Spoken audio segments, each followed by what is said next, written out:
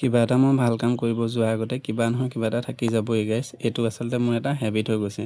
আৰু এই কৰিডৰটো পিছে আমাৰ পাপাকী পৰিকেইজনীয়ে দেখি পেলাই ভয় খোৱাটো খাটাং। ইয়াত সন্ধিয়া যিটো পৰিৱেশ হয় সেইটো পিছে তেওঁলোকে দেখি আচৰিত হৈ যাব।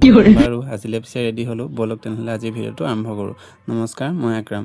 আচলতে আজি যাবলৈ ওলাইছোঁ এখন ধুনীয়া ইউনিভাৰ্চিটিলৈ। মোৰ এটা এণ্ট্ৰেঞ্চ আছে, তালৈকে বুলি ওলালোঁ। আৰু এডমিট এটা পিছে মোৰ নিবলৈ আছিলে, মানে মোৰ নহয় বাৰু, লগৰটোৰ। আৰু এডমিটটো লৈ মেলি মই ফাইনেলি আহি আছোঁ। আৰু আহি মেলি পালোহি ফাইনেলি পুলিবৰ। আৰু ইমান গৰমতো কাৰোবাৰ কাৰণে ৰৈ থকাতকৈ বেয়া কাম আছেনে গাইছ। আৰু যেতিয়া তেওঁ ক'ব যে মই সোনকালে যাম, তুমি আহি ৰখি থাকিবা। আচলতে এয়া মই আহি অৱস্থা বেয়া হৈ গৈছে ৰখি গৰমত। তাৰপিছত এয়া ফাইনেলি সিও আহিলে। আৰু আজি মই আহিছোঁ গোলাঘাট বীৰাংগনা সতীসাধিনী ৰাজ্যিক বিশ্ববিদ্যালয়। 2020 চনত অসম চৰকাৰৰ এক আইনৰ অধীনত প্ৰতিষ্ঠা কৰা হৈছিল এই ৰাজ্যিক বিশ্ববিদ্যালয়খন।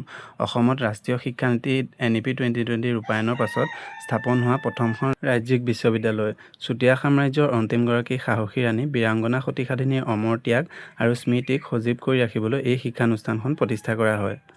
এই বিশ্ববিদ্যালয়খন কেৱল এটা শিক্ষানুষ্ঠান নহয়, ই বীৰাংগনা সতীসাধিনীৰ ঐতিহাসিক ত্যাগ আৰু গোলাঘাটৰ আধুনিক শিক্ষা যাত্ৰাৰ এক সুন্দৰ প্ৰতীক।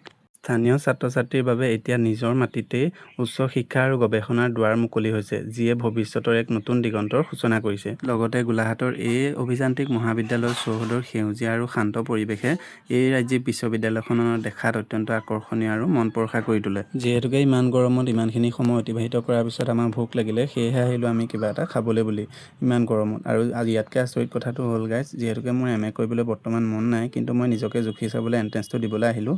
আৰু লাকিলি মই এইটো পাই গ'লোঁ, যিটো মই 1 মিনিটো নপঢ়াকৈ দিছিলোঁ। এনেকৈ যদি কোনোবাই MA কৰিম ভাবিছে, নেক্সট টাইম ইয়াত ট্ৰাই কৰিব পাৰে। বাৰু আজিলৈ আহিছোঁ।